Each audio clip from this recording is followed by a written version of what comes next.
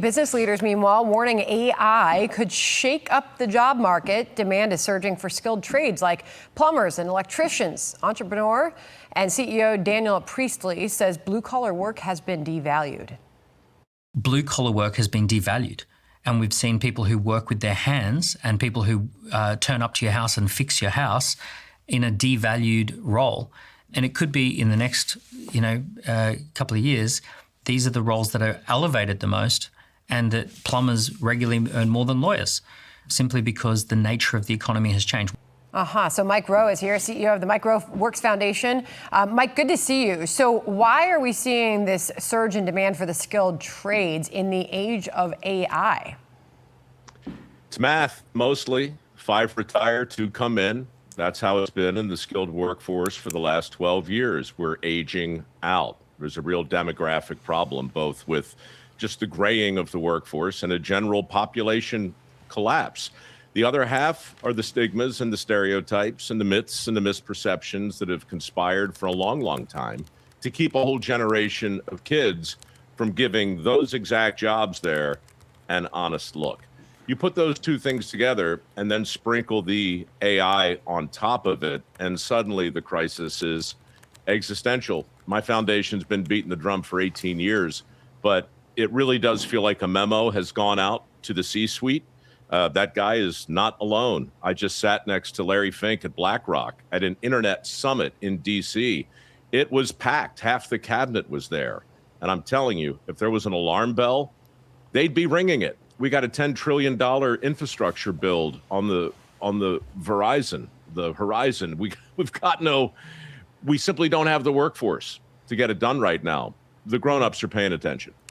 It's a very popular thing on social media for moms to show them at home doing their laundry, cooking dinner, and saying, I've been told AI is going to take my job. Where are they? This is more from Daniel Priestley on demand for blue-collar versus white-collar workers. Listen. Lots of young people who should have been plumbers, electricians, and concreters and bricklayers went off and got a master's degree in the mating habits of butterflies and, some random degree that doesn't have a job attached. And they ended up in $60,000, $70,000, $80,000 worth of debt to get this degree that no one was asking for. So are people going to wake up to this? Look at the rising demand for jobs like robotic technicians, up 107%. HVAC engineers, up 67%. I hear about that all the time. Construction workers, huge demand as so many are renovating their homes in the age of not being able to get into a new one. Welders they need, electricians. Will people see this and say, all right, maybe that's for me? Yeah. Look, the sad truth is sometimes things need to go splat before the country really starts to pay attention. But it's not like flipping a switch. People get the memo at different times. Gen Z is paying attention. They understand $1.7 trillion in student debt is held mostly by them. And they're looking at a guy like that making $130,000 a year with no debt, and they're doing the math. But it's like turning a tanker around. It takes a long time to change perceptions. I'll tell you this, we've been doing this for 13 years, our work ethic scholarship program. We award scholarships specifically to men and women who want to learn trades like that. This year, we got 10 times the number of applicants that we did the year before. And we have literally, at mikeroweWORKS, set aside $10 million to help train the next generation of skilled workers. What I think you're going to see in the coming months is lots and lots of big companies funding organizations like my own and lots of others who are doing this important work. But it's going to be a groundswell.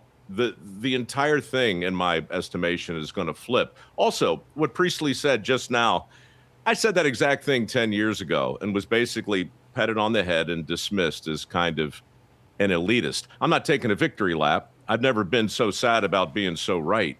But the numbers don't lie. That guy right there holding that welding torch right now in certain parts of the country is making $130,000, $140,000 a year. Electricians in Plano, Texas are making $230,000, $240,000 working in data centers. I see them every day. I interview them all the time, and my foundation does what we can to train them. It's an incredible story, and you're a huge part of that story. You can give yourself kudos. You've been on this for a while, and you've got the MikeWORKS Foundation. You are inspiring so many to look at this as an opportunity for them, and that demand is there. I mean, if you stop and talk to somebody you see in the trades, I do it, how you doing, how do you like the job? They're seeing so much demand and so much work, they've got to turn down opportunities because there's just so much pent-up demand out there. Mike, you're the best. Thank you so much. Hey, Sean Hannity here. Hey, click here to subscribe to Fox News YouTube page and catch our hottest interviews and most compelling analysis. You will not get it anywhere else.